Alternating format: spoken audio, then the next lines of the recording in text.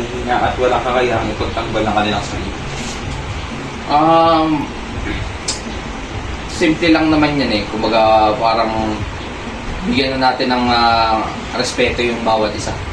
Kumbaga parang pag alam mo yung mga taong hindi naman kaya ipagtanggol yung sarili nila, maaari naman tayong nagbigay ng tulong para ipaglaban yung mga taong hindi kaya ipaglaban yung sarili nila.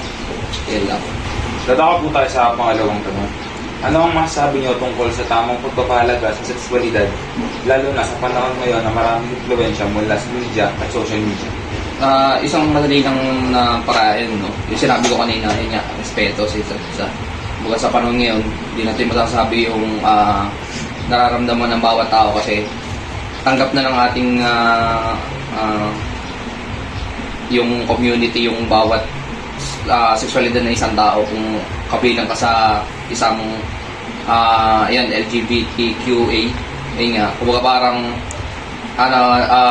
isang normal na lang yun eh, parang normal na yung pagkakataon na maramdaman ng isang tao na talagang irespeto talaga ng isa't kasi ay yung nararamdaman ng taong yun. Kumbaga parang kailangan natin irespeto yung kanyang nararamdaman kasi yun lang, tao lang naman tayo sa isang di ba? Pangatong tanong po, paano natin mapapanatili ang pagtahanan sa ating pang-araw-araw na buhay, lalo na kung may mga pagkakataong mahirap itong panindigan? Kumbaga una dyan ay yung sa pananaw ko ay yung magkaroon ng mahalagang pagkakaroon ng matibay na paninindigan.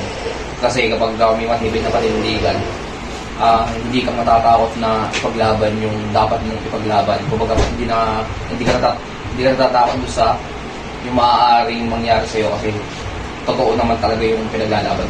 Tapos pangalawa is maging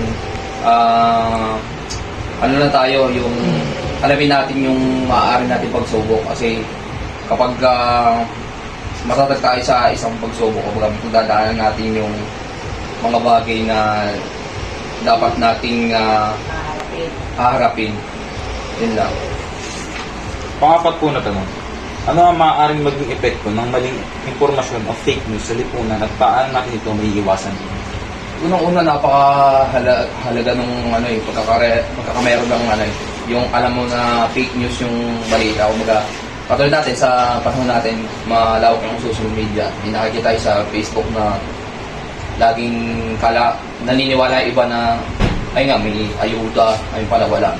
Kumbaga parang bago natin alamin yung isang balita, kumbaga tingnan natin kung legit yung nagbabalita, legit yung site ng pinaglagyan ng balita at saka kung tama ba yung petsa o detalye ng binabalita. Kasi kumbaga parang nakaka-apekto kasi yun sa mga tao na kumbaga fake news, kumbaga nakapektuhan yung ating pang-araw-araw na kasi mali yung binabalita. Kumbaga parang para maiwasan to, kumbaga kailangan natin i-check talagang maigi yung mga detalye bago tayo maniwala. Kasi minsan naloloko tayo sa mali pala yung date at saka yung detalye yung nilalaman.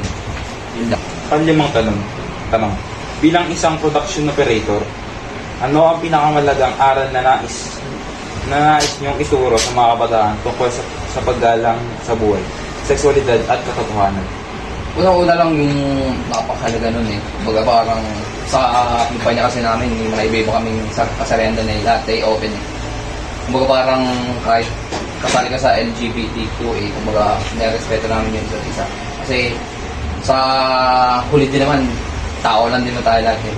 Kumbaga parang kahit may kulay yung buhok mo, marami kang tattoo, kumbaga parang isang araw talagang tayo din naman lahat na magtutulungan eh. Ang pinakamahalaga dyan, respeto lang pala talaga lagi. Kumbaga, ayun ang magtuturo sa isa natin na maging matibay yung relasyon ng bawat isa.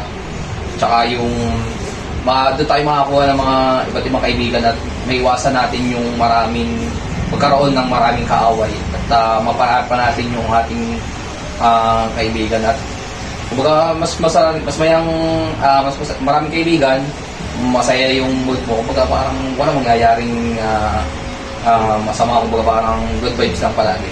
Ayun ang malaga. Respeto lang palagi. Pang-anim na tanong, Ano ang inyong mapapayo sa mga kabataan upang maging responsable at may respeto sa sarili at sa ibang tao pagdating sa usapin sa mga buhay, sexualidad at katotohanan? Ipapayo ko lang naman yung talagang